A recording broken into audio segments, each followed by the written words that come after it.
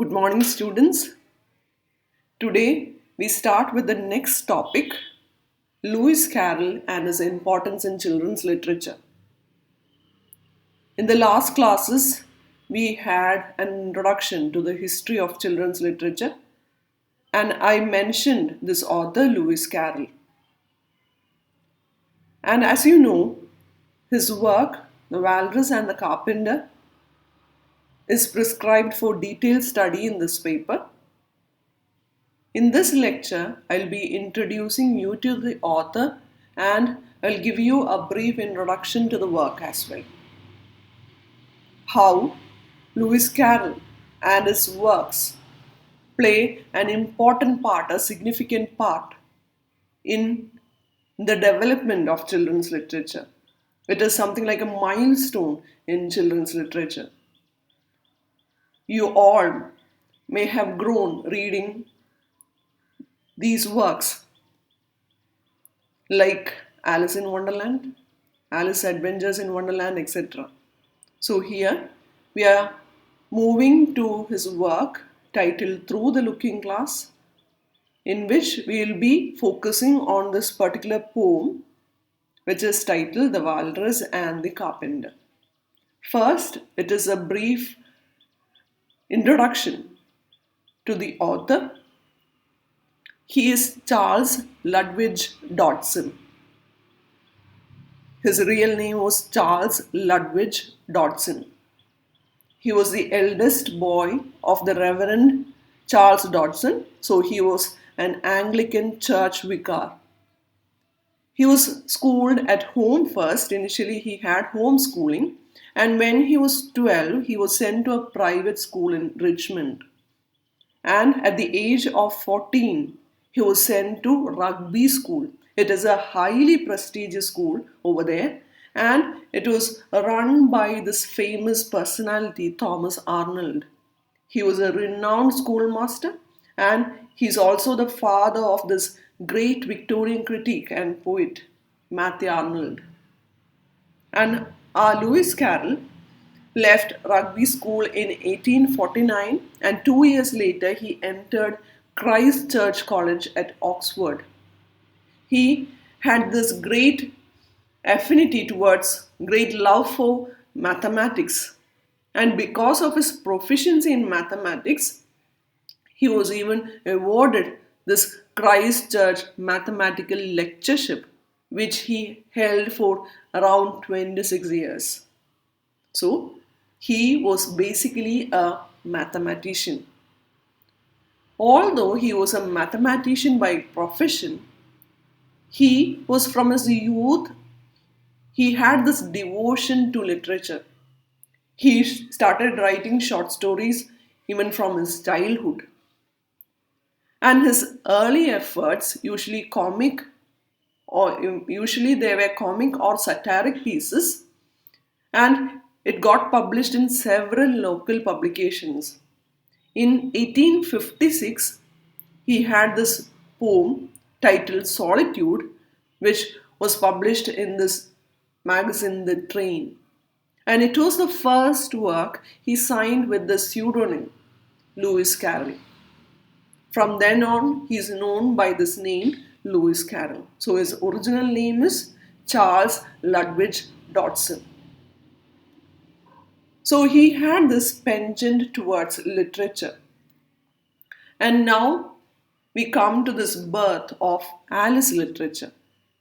Alice, actually, it is a little girl whom Carroll met. And when he met, she was only 4 years old.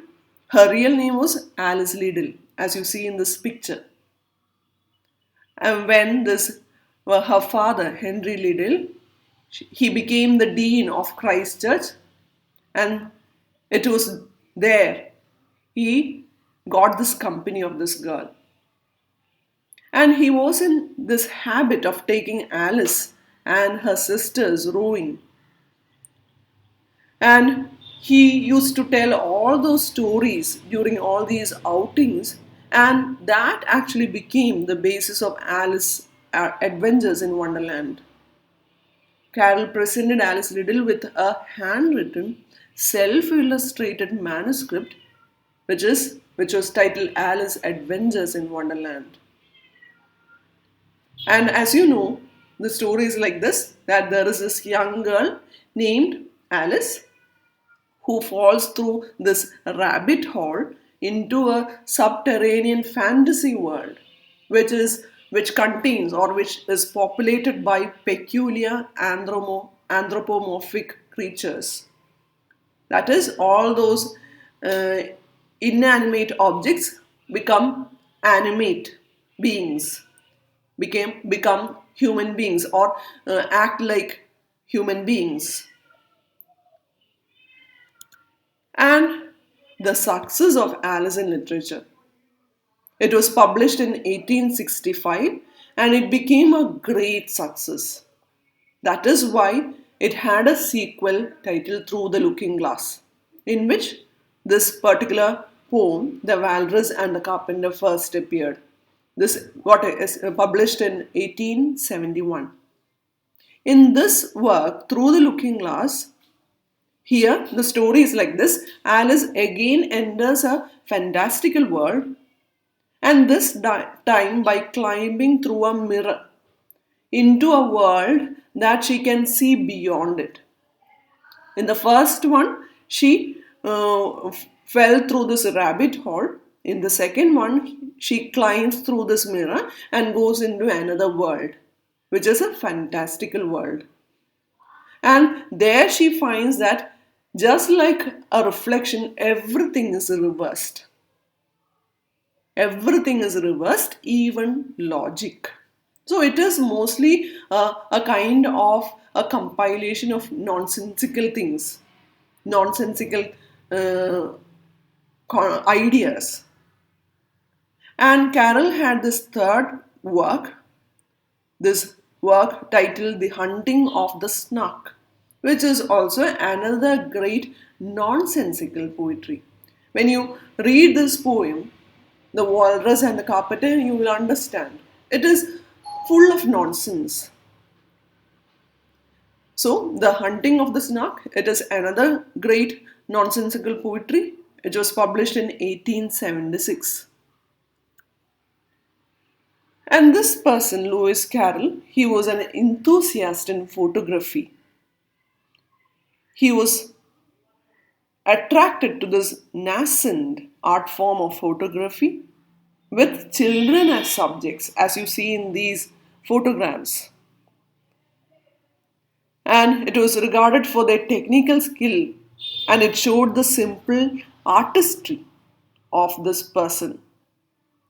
Also, Carroll also enjoyed making up games, all those mathematical and lexical devised games.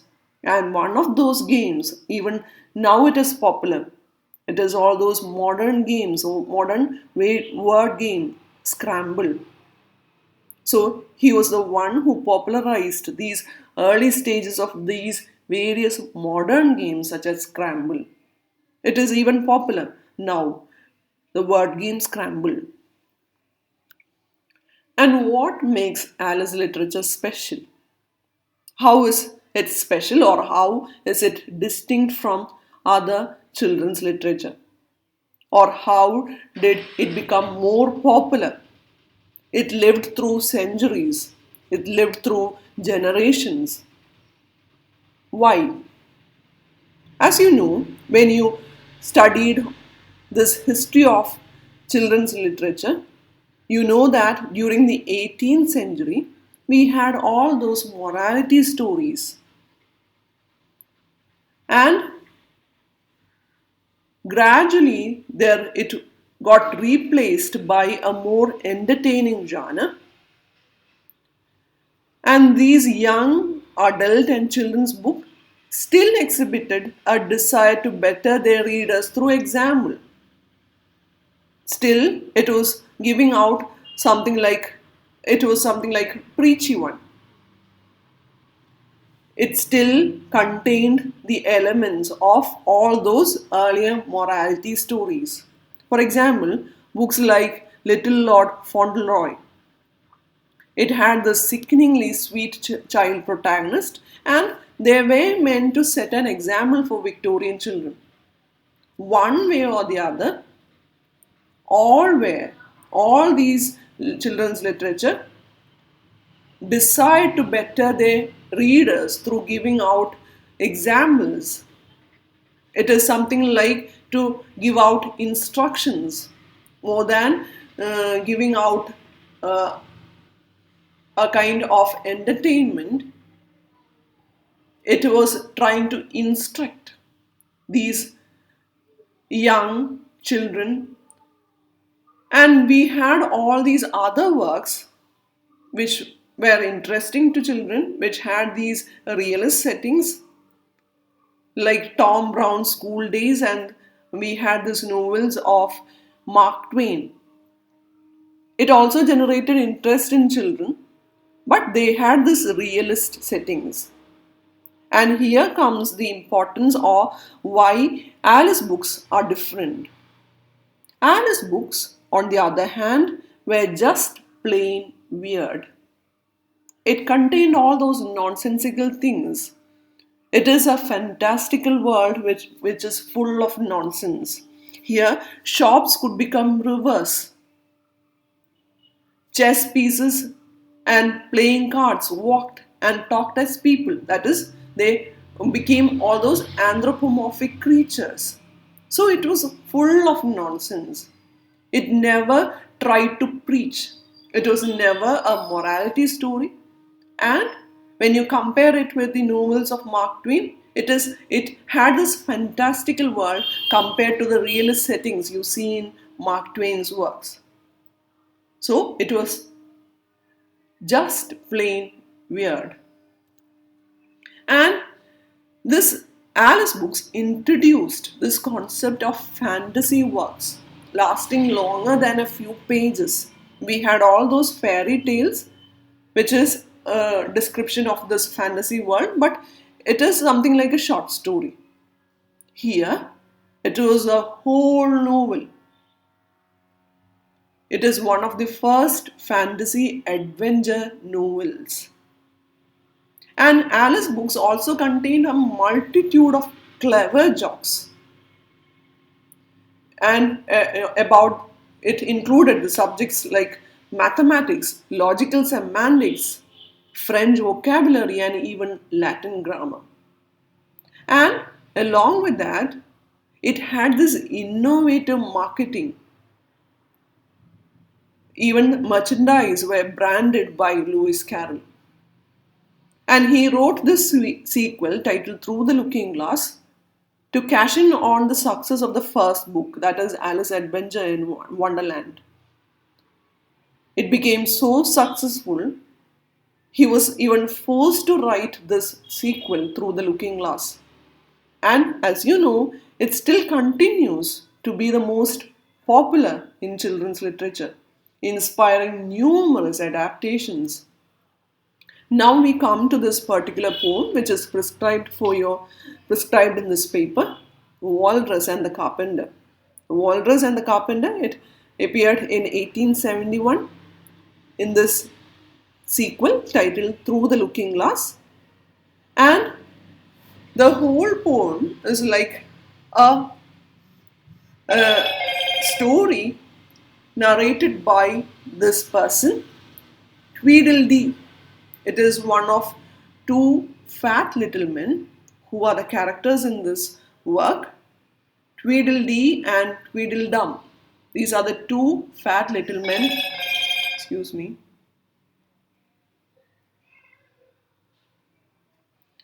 Tweedledee and Tweedledum. These are the two characters in this work. And Alice, the story goes like this. Alice encounters these two characters when she is seeking the way out of the forest of confusion through which she has been wandering. So she is rushing through something, and this Tweedledee starts narrating the story of an oyster.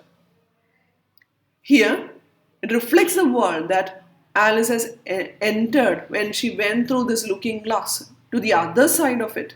As I said earlier, She enters this mirror, she gets into the other side of it where everything is perversely inverted and nonsensical. And here she meets these two characters, Tweedledee and Tweedledum. And in this particular poem, this Tweedledee is narrating the story of an oyster to Alice. So we come to the end of this lecture. In this lecture, I was mainly focusing on this author and how his works are important part. It becomes a milestone, how it becomes a milestone in children's literature. Hope it is clear. Thank you, girls. Have a nice day.